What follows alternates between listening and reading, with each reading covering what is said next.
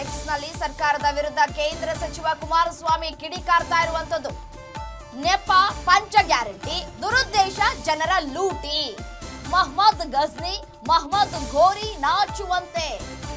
ಸರ್ಕಾರದಿಂದ ಕನ್ನಡಿಗರ ಮೇಲೆ ದರ ಏರಿಕೆ ದಂಡಯಾತ್ರೆ ಸಾಗ್ತಾ ಇದೆ.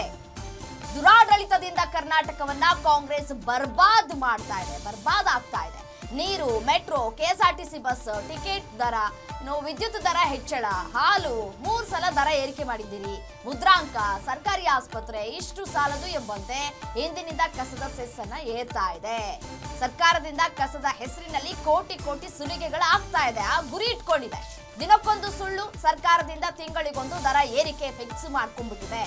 ಅವ್ರು ಕೊಟ್ಟಿರುವಂತಹ ಗ್ಯಾರಂಟಿಗಳು ಏನಿದಾವೆ ಅದೆಲ್ಲವೂ ಕೂಡ ನೆಪ ಮಾತ್ರಕ್ಕೆ ಅನ್ನುವಂತಹ ಮಾತುಗಳನ್ನ ಎಚ್.ಡಿ. ಕುಮಾರಸ್ವಾಮಿ ಎಕ್ಸ್ ಖಾತೆಯಲ್ಲಿ ಸರ್ಕಾರದ ವಿರುದ್ಧ ಆಕ್ರೋಶವನ್ನು ವ್ಯಕ್ತಪಡಿಸ್ತಾ ಇದ್ದಾರೆ. ಒಂದ್ ಕಡೆ ಬಿಜೆಪಿ ಜೆಡಿಎಸ್ ಒಗ್ಗಟ್ಟಾಗಿ ಸರ್ಕಾರದ ವಿರುದ್ಧ ಮುಗಿ ಬೀಳುವಂತಹ ಕೆಲಸವನ್ನ ಮಾಡಬೇಕಾಗಿತ್ತು. ಆದ್ರೆ ಅದ್ಯಾವುದೂ ಕೂಡ ಆಗಿಲ್ಲ.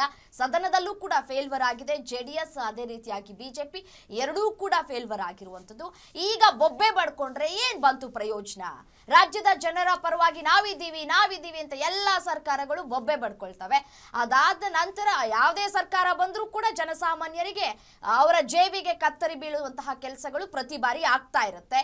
ಈಗ ಜೆಡಿಎಸ್ ನ ನಾಯಕರು ಇದೀಗ ಮುಗಿಬೀಳ್ತಾ ಇದ್ದಾರೆ. ಕೇಂದ್ರ ಸಚಿವರು ಸರ್ಕಾರದ ವಿರುದ್ಧ ಆಕ್ರೋಶವನ್ನ ವ್ಯಕ್ತಪಡಿಸ್ಬಿಟ್ರೆ ಏನ್ ಬಂತು ಪ್ರಯೋಜನ?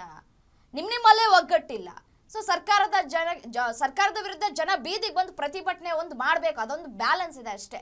ಬಟ್ ಆದರೆ ಇದೆಲ್ಲದಕ್ಕೂ ನಮ್ಮ ಜನಸಾಮಾನ್ಯರು ಹೋಗ್ಲಿ ಬಿಡು ಇರ್ಲಿ ಬಿಡು ಅಂತ ಹೇಳಿ ನಮ್ಮ ಕರ್ಮ ಅನುಭವಿಸೋಣ ಅನ್ನೋಷ್ಟರ ಮಟ್ಟಿಗೆ ಅವರು ಬಂದು ನಿಂತಿದ್ದಾರೆ. ಪ್ರತಿಯೊಂದರ ದರ ಏರಿಕೆ ಆಗಿದೆ. ಈಗ ನೀವು ಪ್ರಶ್ನೆ ಮಾಡಿದ್ರೆ ಏನು ಬಂತು ಲಾಭ? ಅಲ್ಲಿ ಸದನದಲ್ಲಿ ಕುತ್ಕೊಂಡು ಬೊಬ್ಬೆ ಹುಡ್ಕೋಬೇಕಾಗಿತ್ತು. ಅದನ್ನ ಬಿಟ್ಟು ಅದ್ಯಾವುದು ಹನಿ ಟ್ರಾಪ್ ಕೇಸನ್ನ ತೆಗೆದುಕೊಂಡು ಬಂದು ಇಡೀ ಸದನವನ್ನೇ ಹಾಳು ಮಾಡಿಬಿಟ್ರಿ. ಜನಸಾಮಾನ್ಯರು ಇವ್ರದ್ದು ಇದ್ದಿದೆ, ಇವ್ರ ಕರ್ಮಕಾಂಡ, ನಮ್ಮ ಕಷ್ಟ ಯಾರು ಕೇಳ್ತಾರೆ ಅನ್ನುವಂತಹ ಪ್ರಶ್ನೆಗಳು ಕೂಡ ಉದ್ಭವ ಆಗ್ತಾ ಇದೆ. ಅದರಿಂದ 18 ಶಾಸಕರು ಕೂಡ ಹೊರಗಡೆ ಬರುವಂತಹ ಕೆಲಸಗಳಾಯಿತು. ಸರಿಯಾದಂತಹ ಧ್ವನಿ ಎತ್ತಿದಿದ್ರೆ, ಸರ್ಕಾರಕ್ಕೆ ಸರಿಯಾಗಿ ಬಿಸಿ ಮುಟ್ಟಿಸಿದ್ರೆ ಇದ್ಯಾವುದು ಕೂಡ ಆಗ್ತಾ ಇರಲಿಲ್ಲ ಅಂತ ಕಾಣಿಸುತ್ತೆ. ಬಟ್ ಆದ್ರೆ ಏನ್ ಮಾಡ್ತೀರಾ? ರೈತರ ಪರವಾಗಿ ನಾವಿದ್ದೀವಿ, ರೈತರ ಪರವಾಗಿದ್ದೀವಿ ಅಂತ ಹೇಳಿ ಇದೀಗ ದರ ಏರಿಕೆ ಮಾಡಿದ್ದು ಆಯ್ತು. ಜನಸಾಮಾನ್ಯರು ಕೂಡ ಇದೀಗ ಅಡ್ಜಸ್ಟ್ ಮಾಡ್ಕೊಂಡು ಇವತ್ತಿನಿಂದ ಅನುಭವಿಸ್ಕೊಂಡು ಜಾಸ್ತಿ ದುಡ್ಡನ್ನ ಕೊಟ್ಕೊಂಡು ಜೀವನ ಮಾಡ್ಬೇಕಾಗತ್ತೆ, ಅನಿವಾರ್ಯ.